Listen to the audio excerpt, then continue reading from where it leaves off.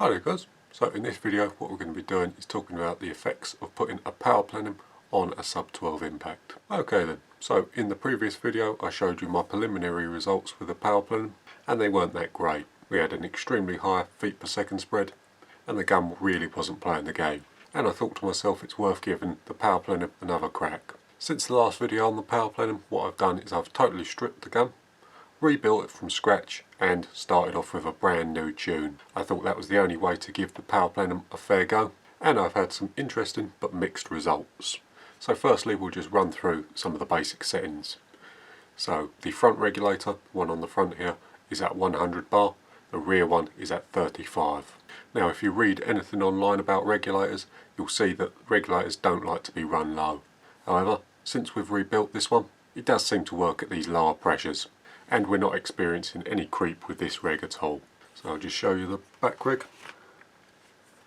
As you can see there, we're at 36.9 bar on the rear regulator. So really quite low, but it does seem to be working. The other thing I've installed is the adjustable front valve here. And that was just to get me a little more control over the power. But I did run it with the standard front valve for a little while with some success. Right then, before I share some results with you, I just want to talk about the regulator setting. Now this regulator is extremely low.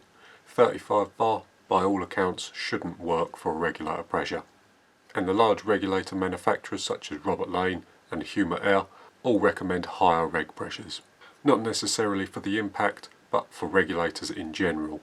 Now I will say I did have to rebuild the reg on this one to stop it from creeping. With the setting at 35 bar, there's obviously not a lot of force sealing the two surfaces of the adjuster screw and the regulator piston together. So what I did was I repolished both of them faces to an absolute mirror finish. That stopped the reg from creeping and made the regulator action really quite reliable. It's working really well at the moment, but I'm really not sure how a standard regulator piston and adjuster screw would cope with such a low regulator pressure. With that out of the way, we'll talk about some of the results that we got from fitting a power plenum, and we'll start off with the good things. Number one, we didn't lose much accuracy. If anything, I'd say it stayed the same. It's no better, it's no worse.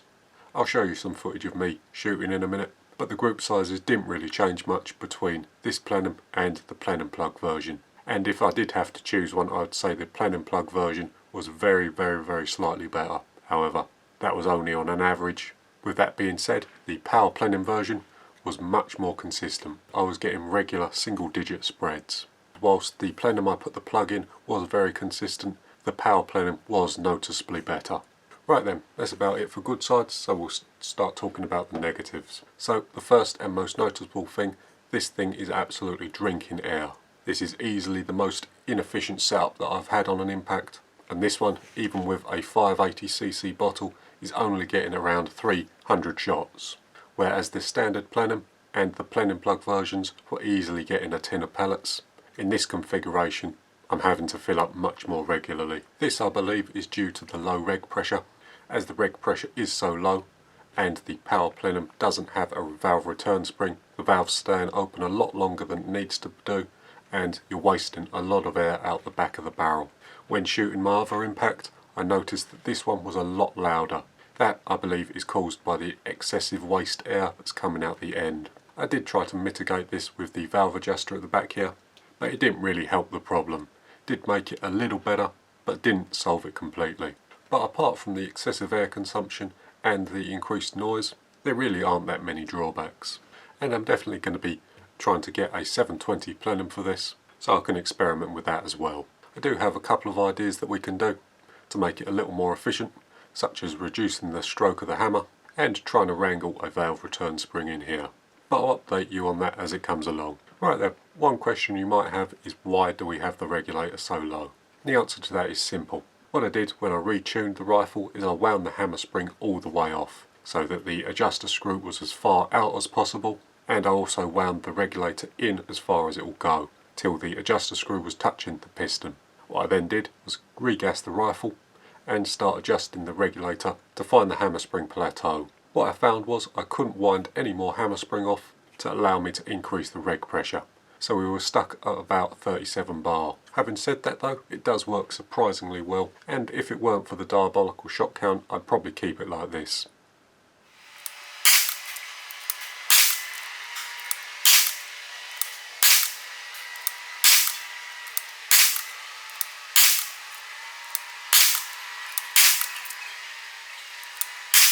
And here we are doing a little bit of shooting. So this is Pete's Airgun Farm and we're at 50 yards.